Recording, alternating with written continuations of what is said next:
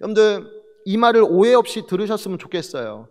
우리가 예수님을 믿어 하나님의 영원한 자녀가 되었고, 그래서 우리를 향한 하나님의 사랑은 늘 변함이 없습니다. 시간이 지나면 보름달이었고 또 시간이 지나면 초승달로 변하는 그런 것이 아니라 우리를 향한 하나님의 사랑은 늘 충만하죠. 어떠한 일에도 변함이 없을 뿐만 아니라 그 무엇으로도 우리를 향한 하나님의 사랑을 결코 끊을 수 없다. 로마서 8장에서 사도 바울은 분명히 말씀하고 있습니다. 하지만 이것과 별개로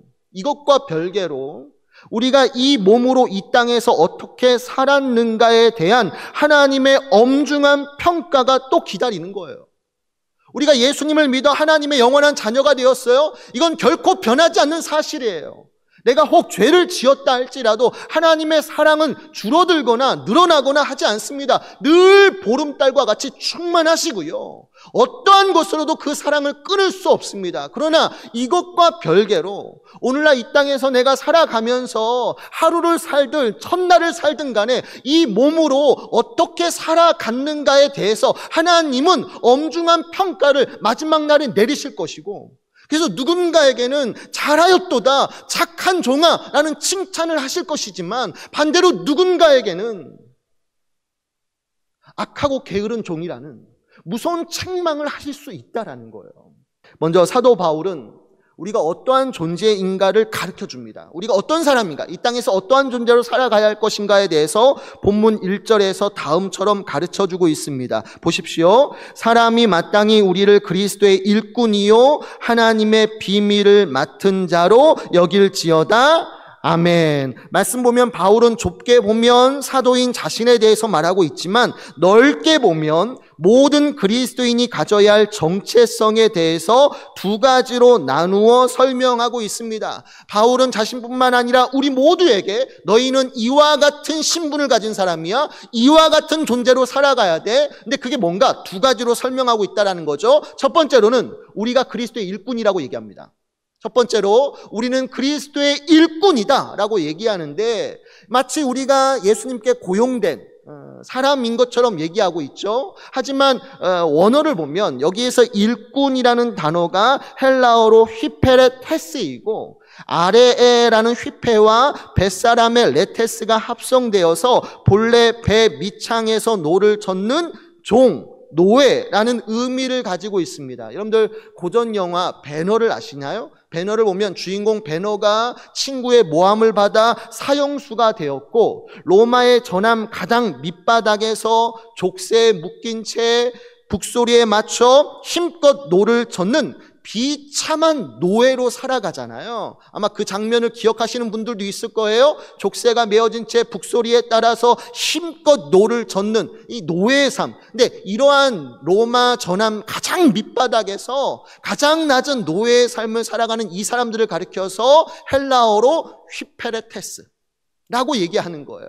그러니까 바울이 우리는 그리스도의 일꾼이다 라고 했을 때 이거를 문자적으로 얘기하면 우리는 그리스도의 노예라는 거예요. 근데 노예도 보통 낮은 노예가 아니에요. 로마 전함 가장 밑바닥에서 족쇄에 메어진 채 북소리에 맞춰 힘껏 노를 젓는 그 비참한 노예와 같이 우리도 예수님께 철저히 복속된, 예수님께 철저히 메어진, 그래서 가장 낮은 자리에서 그분을 섬겨야만 하는 노예다, 종이다 라고 분명히 말씀하고 있는 거예요.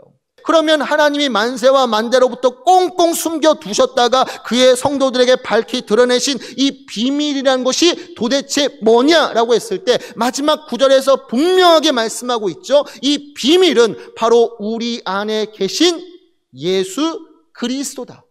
영광의 소망이신 예수 그리스도, 그분이 바로 비밀이다라고 말씀하는 거예요. 그러니까 바울이 말하는 미스테리온, 이 비밀이라는 게 뭐냐면 예수 그리스도에 관한 복음의 말씀, 이것이 바로 하나님의 비밀이다라고 얘기하는 거예요. 다시 말해서 하나님은 창세 전에 당신의 백성을 예수님의 십자가로 구원하시려는 원대한 뜻과 계획을 세우셨죠. 이게 비밀이에요. 그러니까 아담이 타락하기 이전부터 하나님은 당신의 백성을 어떻게 구원하실 것인가? 바로 예수님의 십자가로 말미암아 그의 모든 죄를 사하고 우리를 하나님의 자녀로 되게 하시려는 놀라운 구원의 계획, 구원의 뜻. 근데 이게 비밀이에요. 근데 이 비밀을 하나님께서는 어느 누구에게도 밝히 드러내지 않으셨어요. 대통령에 사는 대통령에게나 혹은 돈이 많은 부자에게나 이 세상에서 이름이 나 있는 그런 유명한 사람들에게 이 비밀을 가르쳐 주시지 않았어요. 이 비밀을 만대와 만세로부터 꽁꽁 숨겨 갖고 계시다가 비로소 누구에게 알려주셨냐면 바로 사도 바울을 비롯해서 교회의 성도들에게 이 비밀을 가르쳐 주셨다라고 분명히 말씀하고 있는 거예요. 그리고 이러한 비밀을 가르쳐 주시면서 명령하신 것이 뭐냐면 너희가 예수님과 온 유대와 사마리아와 땅끝까지 전하는 증인이 되라 라고 명령하시는 거죠. 그러니까 예수님의 구원의 계획, 그 복음이 무엇입니까? 몸의 할례를 받지 아니하여도 모세 율법을 철저히 지키지 아니하여도 그럼에도 불구하고 우리가 어떻게 죄사함을 받고 하나님의 나라의 백성이 될 수 있을 것인가? 예수님을 믿는 믿음만 가지고 있으면 된다. 이게 비밀 아니에요? 하는 거 없잖아요. 우리의 수고와 능력으로 구원받을 수 있는 것도 아니고 몸의 할례나 율법을 지키는 것도 아니고 오직 예수님을 믿는 믿음을 갖기만 하면 그 믿음을 통하여서 그가 이루신 구원의 의를 우리가 값없이 전가받아 우리가 죄사함을 받고 하나님 앞에서 의롭다함을 얻어 하나님의 영원한 자녀가 될 수 있습니다. 이게 바로 비밀이죠. 이게 바로 예수 그리스도의 복음이고 이 복음을 다른 누구도 아니라 어떻게 보면 세상에서 가장 연약하고 가장 가난하고 가장 볼품없는 그의 종들, 그의 성도들에게 이 비밀을 알게 하시는 거죠. 성령의 은밀한 감동으로 말미암아 십자가에 달리신 그 예수가 한낱 죄인이 아니라 나를 구원하신 구주가 되신다는 사실을 분명히 알고 믿게 하실 뿐만 아니라 이 비밀의 복음, 이 예수의 그리스도의 복음을 들고 어떻게 해요? 자기만 할 것이 아니라 땅끝까지 나아가 전하라. 분명하게 명령하고 계시는 거예요. 근데 이런 의미에서 바울은 뭐라고 말하냐면 내가 그 하나님의 비밀된 복음, 그 하나님의 비밀인 복음을 맡은 자라는 거. 그래서 여러분들 바울이 다메섹 노상에서 부활하신 예수님을 만났죠. 만나서 그분으로부터 계시를 통해 이신칭의 복음을 들었어요. 그 당시 어느 누구도 예수님을 믿는 믿음으로 말미암아 구원받는다라고 생각하지 않았어요. 심지어 초대교회 성도들조차도 그런 생각을 갖지 못했습니다. 이미 예수님을 믿는 믿음을 가진 그리스도인들조차도, 유대인 그리스도인들조차도 그럼에도 불구하고 믿음만으로는 부족해. 몸의 할례도 받고 모세 율법도 철저히 지켜야만이 하나님 나라의 백성이 될 수 있다. 이런 생각을 가지고 있었어요. 초대교회조차 안에서도. 근데 바울은 그렇지 않다. 그렇지 않다. 다메섹 노상에서 내가 부활하신 예수를 만났고 그분이 계시로서 그 비밀을 가르쳐 주셨다. 예수님을 믿는 믿음만으로 구원받는 거야. 다른 건 필요 없어. 오직 예수님을 믿는 믿음만 가지고 있으면 죄사함 받고 의롭다함을 얻을 수 있어. 하나님 나라의 백성이 될 수 있어. 하나님이 이 비밀을 나에게 맡겨주셨어. 그리고 전하라 명령하셨다라는 거예요. 그래서 바울은 자신을 가리켜서 더 나아가 이 말씀을 듣는 여러분들에게도 같은 말씀하시는 거예요. 우리는 하나님의 비밀인 예수님의 복음을 맡은 자이고 더 나아가서 어떻게 해요? 땅끝까지 전해야 할 청직이다 라고 분명히 말씀하고 있는 거죠.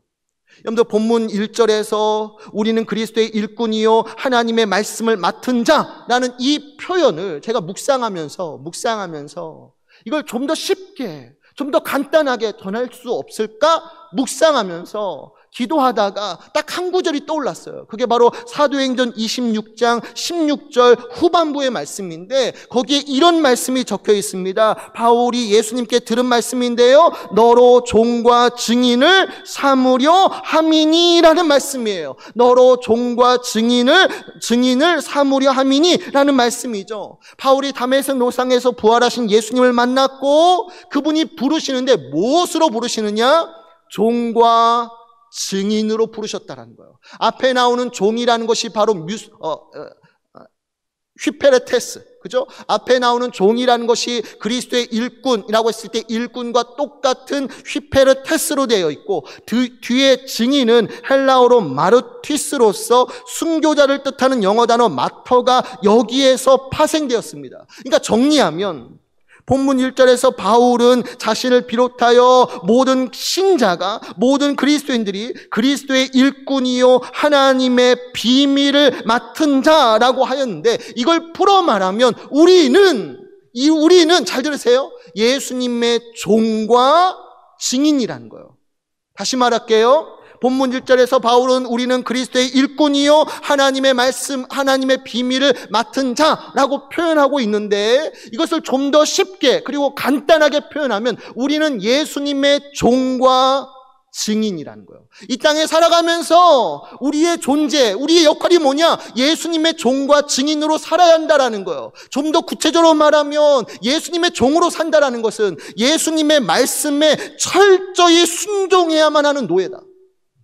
주인 대신 예수님의 말씀에 철저히 순종해야만 하는 종이고, 또한 우리는 그분을 목숨 걸고 전해야만 하는 증인으로 살아가야 한다라고 분명하게 말씀하고 있는 거예요. 이게 우리의 정체성이에요. 사실 많은 사람들, 대부분의 사람들은 이 질문 앞에서 담대하게 예라고 대답할 수가 없습니다. 딱히 다른 사람들이 인정할 만큼 큰 성과나 성공을 거두지 못했기 때문이죠. 저도 마찬가지예요. 너 예수님의 종과 증인으로서 지금 성공적인 삶을 살고 있니? 나에게 묻고 계신다면 나는 담대하게 그렇죠, 그렇게 하고 있어요 라고 말할 수 없어요. 왜냐하면 지난 목회생활 하면서 뭔가 큰 성과를 거두거나 큰 열매를 거두거나 큰 성공을 거둔 것이 없으니까. 예수님의 종으로서, 예수님의 증인으로서 하나님 앞에 뭔가 내놓을 수 있을 만큼의 큰 성과나 성공을 거둔 것이 없기 때문에 주님이 나에게 그렇게 물으시면 주춤거리죠. 할 말이 없게 되고, 뭔가 보여줄 것이 없으니까. 그러면 하나님도 그러실까? 사실 세상이 그렇게 돌아가는 거 아닙니까? 세상에서 우리의 성공의 잣대는 우리가 어떤 성과를 거두거나 성공을 거둘 때잖아요. 뭔가 보여줄 열매가 있을 때 그 사람이 성공하다고 말하는 거 아니에요? 아무것도 보여줄 것이 없으면 실패자이고 두 번 다시 기회도 주지 않잖아요. 근데 하나님도 우리에게 구하시는 것이 바로 이러한 성과나 성공, 어떤 눈에 보이는 열매들, 이걸 원하시고 계시는 건가? 그것을 잣대로 삼아, 그것을 기준으로 삼아 너는 실패했고 성공했다, 너는 착한 종이고 악한 종이다 나누시고 계시는가? 절대 그렇지 않다는 거예요. 그런데 하나님이 예수님의 종과 증인으로 부르심 받은 우리에게 한 가지 구하는 것은 어떤 성과나 성공이 아니에요. 하나님이 우리에게 구하시는 것은 다른 거예요. 그게 뭐예요? 그게 충성이에요. 그 얼마나 다행인지 몰라요. 얼마나 감사한지 몰라요. 근데 본문 2절, 우리를 예수님의 종과 증인으로 부르신 예수님이 우리에게 구하는 것은 딱 한 가지다라고 얘기하시는데, 본문 2절 말씀 우리 다 함께 읽어보도록 합시다. 준비 시작. 그리고 맡은 자들에게 구할 것은 충성이니라. 아멘. 하나님이 우리에게 간절히 찾고 구하시는 것이 뭐라고 말해요? 어떤 성과나 성공입니까? 눈에 보이는 열매입니까? 만약 그렇다고만 한다면 어느 누구도 우리는 예수님의 종과 증인으로서 성공적인 삶을 살 수 없죠. 몇몇만 제외하고는. 정말 대형교회를 이루신 큰 목사님들 외에는, 뭐 시골교회에서 정말 조그맣게 목회하는 목사님들이 어떻게 나는 그렇게 했다고 얘기할 수 있어요? 없죠. 몇 소수의 몇 명을 제외하고는 아무도 주님 앞에 성공적인 삶을 살 수 있다고 얘기할 수 없습니다. 근데 다행인 것은 하나님이 우리에게 간절히 찾고 찾는 것은 성과나 성공이 아니라는 거예요. 충성이다, 충성. 하나님이 우리에게 구하시는 것은 충성이다라고 얘기하는 거예요. 여러분들 여기에서 충성이라는 것이 헬라어로 피스토스, 어디서 많이 들어보셨죠? 믿음이라는 이 단어가 여기서 나와요. 피스토스. 충성이라는 것이 헬라어로 피스토스이고 믿는, 신실한, 신뢰하는 이라는 의미를 가졌는데, 이게 뒤에 붙은 인이라가 동사가 수동태형이에요. 그래서 정확히 번역하면 믿을 만한, 신뢰할 만한 이라는 의미를 가지고 있습니다. 여러분들 이 충성과 관련해서 갈라디아서 5장 22절과 23절을 보면 성령의 9가지 열매가 나옵니다. 성령으로 충만하면 우리의 삶 속에 9가지 열매가 맺히는데 그 중에 하나가 뭐죠? 충성이 있습니다. 근데 이 충성을 두고 존 스토트 목사가 성령 세례와 충만이라는 책에서 다음처럼 설명하고 있습니다. 이 충성에 대해서 이렇게 설명해 한번 들어보세요. 충성이란 단어는 보통 피스티스, 믿음이라고 번역된다. 그러나 여기에서는 그리스도나 다른 사람들을 의지하는 믿음을 가리키기보다는 오히려 다른 사람들이 우리를 의지하도록 만드는 우리의 신실함을 뜻한다. 더 간단히 말하자면 이것은 신뢰가 아니라 신뢰할 만함이며 언제나 자기 약속을 지키고 자기의 책임을 완수하는 사람들이 보여주는 확고한 믿음직함이다라고 얘기하는 거예요. 근데 어떻게 보면 하나님이 우리에게 구하시는 것이 충성됨이다 라고 했을 때 그 의미도 이거와 똑같기를, 잘 들으세요. 하나님이 우리에게 구하시는 충성, 피스트, 믿음이잖아요. 우리가 하나님을 신뢰하는 그걸 말하는 게 아니에요. 하나님이 우리를 신뢰할 만한가, 이게 중요하다는 거예요.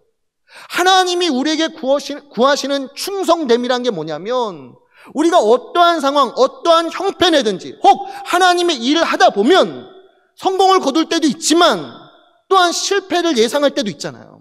하나님의 일을 하면서 실패가 일어나고 또 이것에 대한 어떠한 보상도 주어지지 않아요. 또 사람들이 이것에 대해서 관심도 갖지 않고 인정이나 칭찬, 박수 갈채는커녕 때로는 비난할 것을 알면서도 그럼에도 불구하고 충성이란 건 뭐냐면 한결같이 내가 이 하나님의 일을 하면서 그 앞에 실패가 있고 보상이 없고 사람들의 판단이 있고 비난이 있다 할지라도 그럼에도 불구하고 자기에게 주어진 의무, 이것을 뭐예요? 꿋꿋하게, 올바르게, 한결같이 성실히 감당하는 그것, 이걸 뭐라고 말하는 거예요? 이게 충성됨이라고 말하는 거예요. 여러분, 우리가 누군가를 가리켜서 저 사람은 참 믿을 만한 사람이야, 저 사람은 참 믿음직스러운 사람이야 라고 얘기를 해요. 어떤 사람을 가리켜 그렇게 얘기하죠? 어떤 상황이나 형편과 상관없이 자기가 했던 말씀은 끝까지 이루려고 노력하는 사람, 자기에게 맡겨진 직무는 천지개벽이 일어난다 할지라도 꿋꿋하게 한결같은 모습으로 감당하려는 사람, 성실히 그 의무를 감당하는 그 사람을 두고 성공했든지 실패했든지 상관이 없어요. 한결같은 모습으로 자기의 직무를 성실히 감당하는 그 사람을 두고 믿음직한 사람이야 라고 얘기하잖아요. 근데 충성됨, 하나님이 우리에게 구하시는 충성됨이라는 것도 같은 의미예요. 하나님이 나를 보시면서 너는 참 믿음직스러운 종이야.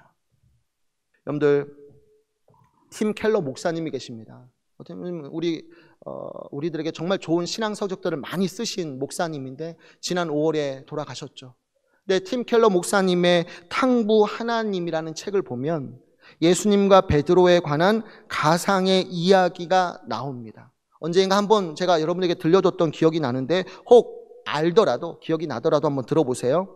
하루는 예수님이 아무런 설명 없이 제자들에게 나를 위해 돌을 하나씩 들고 오라 명령을 내리세요. 제자들을 부르시더니 제자들아, 나를 위해 돌을 하나씩 들고 오라 명령을 내리세요. 이때 베드로가 눈치가 있어가지고 가장 작은 돌을 골라 주머니에 넣습니다. 예수님은 돌의 무게나 크기에 대해서 아무런 규정을 두지 않았기 때문에 베드로의 이 행동은 크게 문제될 것이 없어요. 예수님은 제자들이 각각 돌을 고르자 나를 따라와 명령하셨고 한참을 걸으신 뒤에 점심시간이 되었어요. 정오시간이 되자 예수님은 제자들이 들고 있던 그 돌들을 놀랍게도 떡으로, 빵으로 바꾸어 주시면서 먹으라 말씀하셨어요. 물론 베드로는 다른 제자들보다 가장 작은 돌을 골랐잖아요. 그러니까 그 작은 돌이 떡으로 바뀌었는데 먹을 게 있어요? 배를 쫄쫄 굶게 되죠. 잠시 후 식사 시간이 끝나고 예수님은 제자들에게 전과 똑같은 명령을 내리십니다. 나를 위해 돌을 하나씩 들고 따라오너라. 이번에는 베드로가 어떻게 했을까요? 주위를 둘러보더니 가장 큰 돌, 그냥 조그만 돌이 아니라 정말 가장 큰 돌을 골라가지고 자기 등에 지어요. 다른 제자들보다 가장 큰 돌을 골라서 자기 등에 짊어진 채 예수님을 힘겹게 따라가요. 그리고 마침내 저녁 시간이 되었어요. 얼마나 기대되고 설레겠습니까? 예수님은 제자들을 강가로 데려가시더니 그 돌들을 떡으로 바꿔주시는 것이 아니라 너무나 황당하게도 이런 말씀하시는 거예요. 이제 다들 돌을 저 물속에 던져 넣으라. 그리고 다시 나를 따르라. 순간 베드로의 표정이 어땠을까요? 얼굴이 막 붉어지면서 막 예수님을 뚫어지듯 원망스러운 눈빛으로 쳐다보는 거예요. 다른 제자들도 마찬가지죠. 아니 점심시간에는 그 돌을 떡으로 바꾸어 주셔서 먹여주시더니 가장 큰 돌을 골라가지고 예수님을 힘겹게 따라붙은 자신에게 그냥 버리래요. 물속에 버려두고 다시 나를 따르라고 하니 베드로 입장에서 보면 이게 뭐야 도대체. 속은 느낌이 들잖아요. 막 얼굴이 막 붉어가지고 막 예수님을 막 노려보고 있는데 그것을 보신 예수님께서 탄식하며 다음처럼 말씀하시는 거예요. 그게 이거예요. 내가 너희에게 명한 일을 벌써 잊었느냐? 그 다음이 중요합니다. 누구를 위해 돌을 들고 오라고 했더냐? 그런데 이 말씀의 의미가 뭔지 아시겠어요? 다시 한번 말할게요. 내가 너희에게 명한 일을 벌써 잊었느냐? 누구를 위해 돌을 들고 오라고 했더냐라고 말씀하시는 거예요. 그런데 이 말씀의 의미가 무엇입니까? 예수님 말하시는 거예요. 얼굴이 벌개진 채 예수님을 따라온 것에 대해서 힘겹게 원망하는 그들을 향해서, 제자들 향해서, 야, 돌을 든 이유가 뭐야? 그 무거운 돌을 등에 짊어진 채 나를 따라온 이유가 뭐니? 너를 위해서니 아니면 나를 위해서니? 베드로가 다른 제자들보다 가장 크고 무거운 돌을 등에 짊어진 채 예수님을 따라온 이유가 무엇입니까? 예수님을 사랑하기 때문에, 예수님이 그렇게 명령하셨으니까 따라온 게 아니잖아요. 왜 무거운 돌을 등에 짊어진 채 예수님을 힘겹게 따라갑니까? 나중에 그 돌이 뭘로 바뀌어질 것을 기대하니까? 빵으로 바뀌어질 것을 기대하니까. 나중에 그 돌이 나에게 성공으로 돌아오고, 나중에 그 돌이 나에게 복으로 돌아오고, 나중에 그 돌이 내 자녀들의 잘됨으로 돌아오고, 나중에 그 돌이 엄청난 부로 나에게 돌아올 것을 기대하니까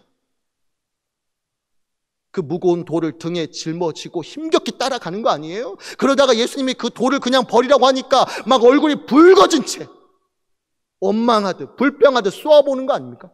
도대체 베드로는 누구를 위해서 돌을 짊어지고 따라간 거죠? 자기의 유익 아니에요? 예수님이 목적이 아니잖아요. 오히려 예수님은 수단 아닙니까?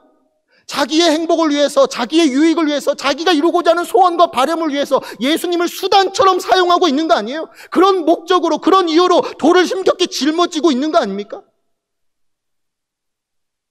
그런 자가 마지막에 들을 말이 무엇이겠어요? 악하고 게으른 종아. 여러분들, 충성된 종은 무엇입니까? 무거운 돌을 자기 등에 짊어지고 등이 까실려지고 피가 나고 괴롭다 할지라도 충성스러운 종은 무엇입니까? 그 앞에 성과나 성공이 보이지 않는다 할지라도, 다른 사람들의 인정과 박수 갈채가 없다 할지라도, 앞서가시는 그 예수님, 나의 주이시고 나의 왕이신 그 예수님을 너무나 사랑하여서 그분이 나를 위해 돌을 들라고 하시니까 뭔가 바라지도 아니하고 그냥 그 돌을 짊어가고 가는 그것이 충성됨 아니에요? 그리고 마지막에 그가 들을 말은 잘하였도다 착하고 충성된 종이란 말이죠. 근데 오늘 우리는 그분에게 신뢰할 만한 종으로 살아가고 있는가? 믿을 만한 종으로 살아가고 있는가? 상황이 어렵다. 기대할 것이 없다. 혹시 하나님을 버리고 다른 길로 가고 있지는 않으신지? 오늘 여기 있는 저와 여러분들이 연말이잖아요. 1년 동안 지나온 길을 다시 한번 돌아보시고 앞으로 남은 인생 정말 나를 구원하신 나의 왕, 나의 주이신 예수님의 말씀에 휘페르테스, 예수님의 종이요, 예수님을 전하는 증인의 삶을 성실하게 감당하여서 지금도 내일도 마지막 날에도 잘했다, 착하고 충성된 종이라는 칭찬과 상급 받으시기를 주님의 이름으로 축원해 드립니다.